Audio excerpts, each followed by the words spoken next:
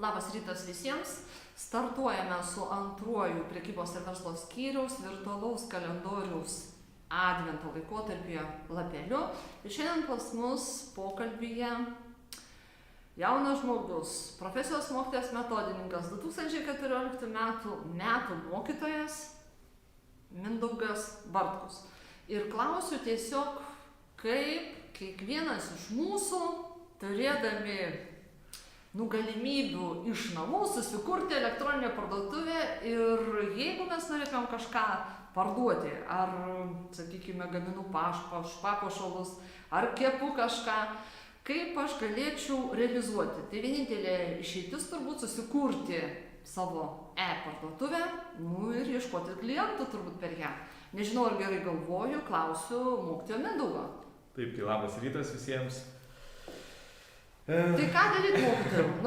Labai plati tema, iš karto galiu pasakyti, bet tarkim, orientuojantis į jaunimą, tai turbūt dvi tokios pagrindinės sąlygos būtų, kad reikalingas noras ir šiek tiek laiko. Noro reikia ir laiko. Tvarkoj. Toliau, vienaip ir kitaip, dar šiek tiek pagarsinsiu, ypač šiauliečiams, kad Šiaulių miesto savivaldybė jau kelis metus iš eilės jaunimui, kuris mokosi bendrojo lavinimo mokyklose, profesinėje mokykloje ir universitete bei kolegijoje, verslo liudijimus kompensuoja 100%.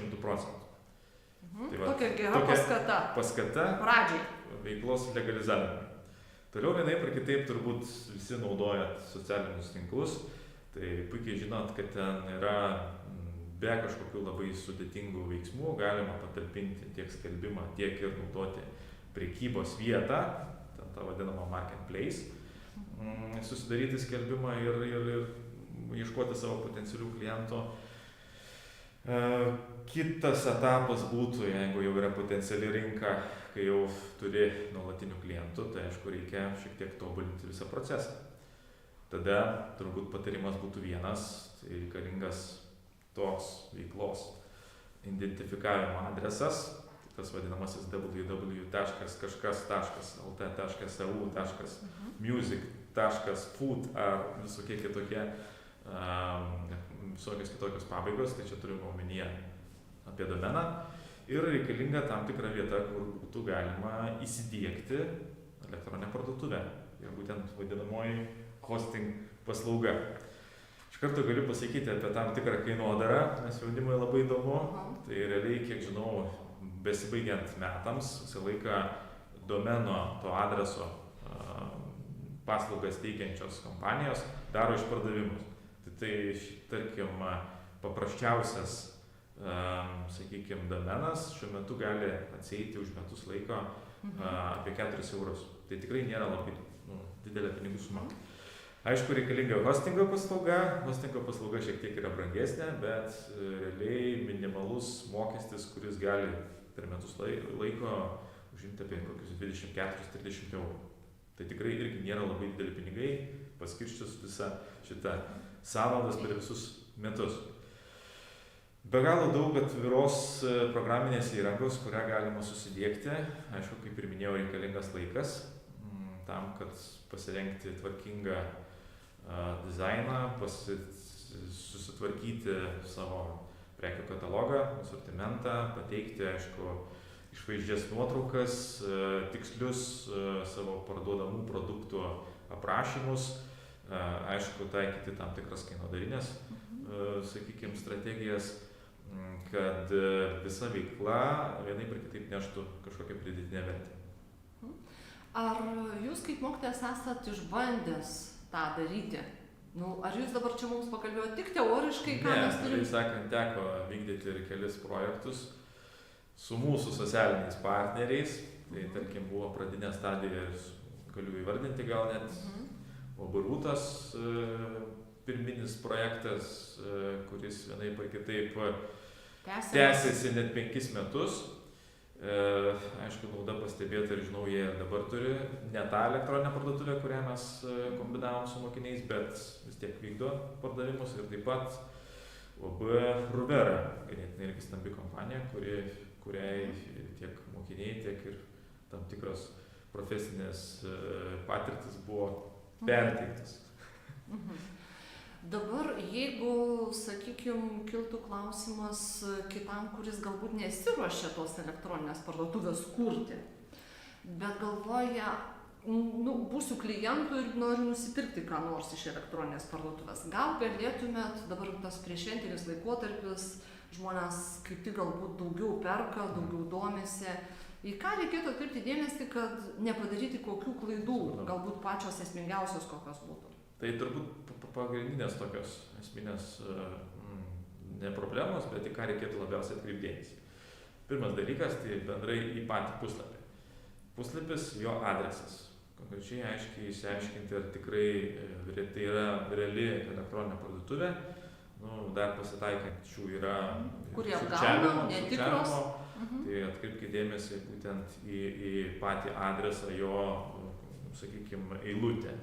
Ar tikrai yra saugus adresas, ar, sakykime, prie adreso yra vadinamoji spinutė, kuri rodo, kad vis tiek tai yra sertifikatas, kuris dėl, sakykime, tam tikrų dalykų.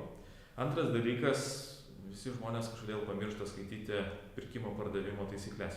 Praktiškai tai labai daug ten prirašyta. Viskas tvarkoj, bet esmė vis tiek reikėtų atkreipti dėmesį, pradžioj pradėti elektroninės parduotuvės pažinimą nuo pirkimo pardavimų taisyklių, nes ten yra svarbi informacija tiek iš kliento, tiek iš pardavėjo pusės.